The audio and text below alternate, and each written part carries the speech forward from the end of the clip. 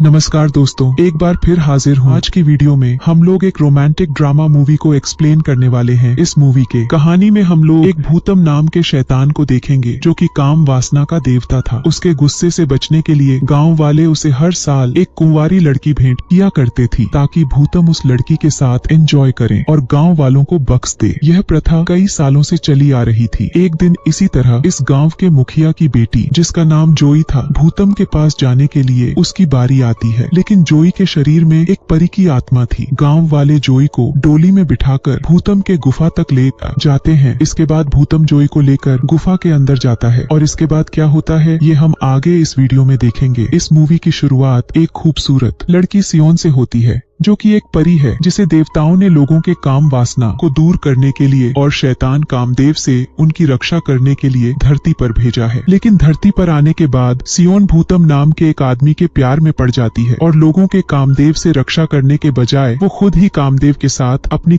वासना मिटाने लगती है। देवता जब सियोन की इन हरकतों को देखते हैं तब वो सियोन से नाराज हो जाते हैं। इसके बाद देवता दो और परियों को सियोन को मारने के लिए धरती पर भेजते हैं। देवताओं का ऐसा मानना था कि एक शैतान और एक परी का मिलन सभी के लिए खतरा बन सकता है। जब दोनों परियां सियोन के पास पहुंचती हैं तब वो लोग अपनी शक्तियों का इस्तेमाल करके सियोन की आत्मा को निकालकर उसके शरीर को जला देते हैं। सियोन की मौत को देखकर भूतम बहुत गुस्सा हो जाता है और वो अपना आपा खो बैठता है। वो गुस्से में आकर एक परी को मार देता है। अपनी साथी परी की मौत को देखकर एक परी अपनी जान बचाकर पास के गांव में भाग जाती है। वहीं इधर हम लोग गांव में देखते हैं उसी वक्त गांव की मुखिया की पत्नी एक बेटी को जन्म देती है। इधर परी के पास इतना वक्त नहीं था कि वह सियोन की आत्मा को देवताओं के पास ले जा सके, इसलिए वह सियोन की आत्मा को उस बच्ची में डाल देती है। अब मुखिया के घर में जिस बच्ची का जन्म हुआ था उसी के शरीर में सियोन की आत्मा थी। उधर अपने प्रेमिका के मौत के बाद भूतम आपे से बाहर हो चुका था। उसके गुस्से से पूरे गांव के लोगों की काम वासना जाग चुकी थी। भूतम के गुस्से को शांत करने के लिए गाँव वालों ने उसे एक कुंवारी लड़की भेंट करने का फैसला किया और इसके बाद यह हर साल की प्रथा बन गई थी। हम लोग यह देखते हैं भूतम गांव से दूर एक गुफा में रहता था और गांव वाले हर साल एक कुंवारी लड़की को डोली में बैठाकर उसके गुफा तक छोड़ आते थे ताकि भूतम की हवस शांत रहे। जब कुंवारी लड़की की डोली भूतम के गुफा तक पहुंच जाती थी तब भूतम उस लड़की को अंदर लेकर जाता था और इसके साथ जमकर घपाघाप करता था। यहीं पर हम लोग ये देखते हैं भूतम के साथ एक औरत भी रहती है जो कि अपनी शक्तियों का इस्तेमाल करके भूतम के जख्मों को ठीक करती थी। इस औरत का नाम चैंग था। चैंग अपनी शक्तियों को बढ़ाने के लिए गांव वालों के साथ इंटीमेट होती थी। इसी तरह कई साल बीत जाते हैं। मुखिया के घर में जिस बच्ची का जन्म हुआ था वह अब जवान हो चुकी थी और उसका नाम जोई था। हर कोई उसकी खूबसूरती का दीवाना था। एक दिन जब जोई अपने दोस्तों के साथ होती है तभी अचानक भूतम उसके सामने आ जाता है। भूतम को देखकर जोई उसे घूरने लगती है। क्योंकि जोई के शरीर में सियोन की आत्मा थी इसलिए वह भूतम की तरफ अट्रैक्ट होने लगती है। यहाँ से जाने के बाद जब जोई फिर से अपने दोस्तों के साथ होती है तभी इनकी नजर एक नाव पर पड़ती है। इस नाव के ऊपर बहुत सारी मछलियां तड़प रही थीं। जोई नाव के पास आकर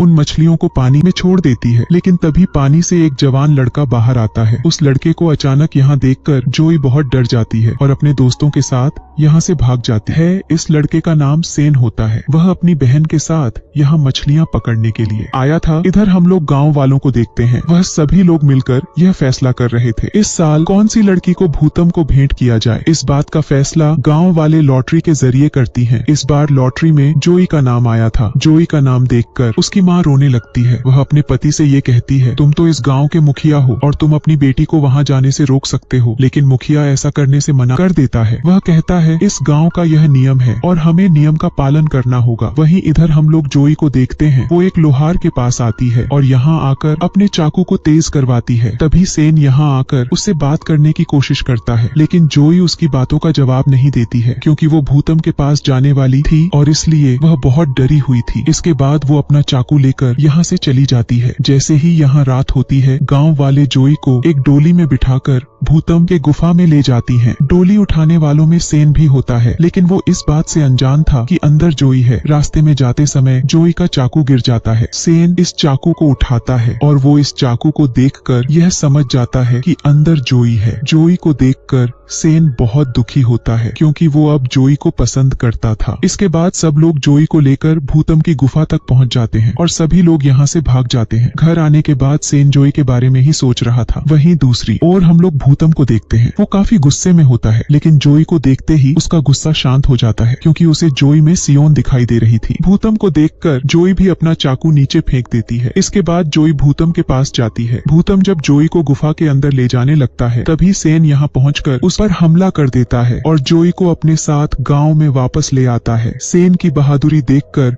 गांव वाले बहुत खुश होते हैं और यह सभी लोग जश्न मनाने में लग जाते हैं। जोई भी सेन की बहादुरी देखकर उसकी तरफ आकर्षित हो जाती है। इधर हम लोग गुफा में भूतम को देखते हैं, जिसका इलाज चैंग कर रही होती है, क्योंकि सेन के वार से भूतम काफी जख्मी हो चुका था। भूतम यहाँ चैंग से ये कहता है, आज वाली लड़की मुझे सियोन के जैसी लगी थी, जिस पर चैंग उसे समझाते हुए यह कहती है, सियोन जलकर मर गई थी। इसके बाद वो भूतम से ये कहती है, मेरी शक्तियाँ तुम्हारा इलाज करने के लिए काफी कम है, इसलिए मुझे गाँव में जाकर लोगों के साथ घपाघाप करना होगा ताकि मेरी शक्ति बहुत बढ़ जाए। अगले दिन सेन और अपनी बहन और जोई के साथ मछलियां पकड़ने के लिए आता है। तब उन्हें पानी में चैंग मिलती है। वो लोग चैंग का इलाज करने के लिए उसे अपने साथ घर ले आते हैं। उसी रात चैंग सेन के बड़े भाई के साथ इंटीमेट होती है। सारी रात संभोग करने के कारण उसकी शक्तियां बहुत बढ़ गई थी। अगले दिन चैंग जोई और एक लड़की के साथ मछलियां पकड़ने के लिए आती है। मछली पकड़ने के दौरान वो जोई का बर्थ मार्क देखती है और उसे देखकर वो समझ जाती है कि इस लड़की के अंदर से उनकी आत्मा है। इसके बाद वो जोई को एक हेयर बैंड देती है और भूतम के पास वापस आ जाती है। वापस आकर वो भूतम से यह कहती है, आज मैं उस लड़की से मिली थी जिससे कल तुमने मुलाकात की थी। उस लड़की का नाम जोई है और उसके अंदर सियोन की आत्मा है। वो भूतम से आगे यह भी कहती है, अगर सेन और जोई इंटीमेट हो जाते हैं तब तुम पूरी तरह से खत्म हो जाओगे। भूतम को यह सुनकर बहुत गुस्सा आता है और वह उसी रात गाँव में हमला कर देता है। भूतम के गुस्से के वजह से पूरे गाँव में काम वासना जाग जाती है। वहीं दूसरी ओर हम लोग सेन को देखते हैं। वह अपनी बहन और जोई को लेकर गांव से दूर जा रहा था। सेन उन दोनों को लेकर एक साधु के पास पहुंच जाता है। जोई को देखकर साधु उससे कहता है, तुम भूतम को मार सकती हो, लेकिन इसके लिए तुम्हें और भी ताकतवर बनना होगा और ताकतवर बनने के लिए तुम्हें किसी कुंवारे लड़के के साथ संबंध बनाने होंगे। यह सुनने के बाद सेन और जोई एक कोने में जाते हैं और ये लोग यहाँ भयंकर घपाघाप करता है। इधर सेन की बहन यही खड़ी थी और यो अपनी बालों को ठीक कर रही थी। तभी साधु की नजर उसके हेयर बैंड पर पड़ती है। यह देखकर साधु उससे कहता है, यह तो भूतम का जादुई हेयर बैंड है और इसके जरिए उसे यह पता है कि तुम लोग अभी कहाँ हो। साधु यह सब कह ही रहा होता है, तभी भूतम यहाँ पहुँच जाता है और वो यहाँ सेन को पकड़कर अपनी गुफा में ले आता है और उसे यहाँ लाकर बर्फ में कैद कर देता है। इसके बाद जोई और सेन की बहन भी यहाँ पहुँच जाते हैं। मीना भूतम के पास जाती है। इसके बाद मीना अपने शरीर के जलवे दिखाकर भूतम को अपनी तरफ आकर्षित करती है। वहीं इधर हम लोग जोई को देखते हैं, जो कि अपने शरीर की गर्मी से बर्फ को पिघलाने की कोशिश कर रही होती है। बर्फ जैसे ही पिघल जाती है, सेन उससे बाहर आता है और यह दोनों यहीं पर इंटीमेट होते हैं। तभी भूतम की नजर इन दोनों पर पड़ती है। इन दोनों को ऐसा देखकर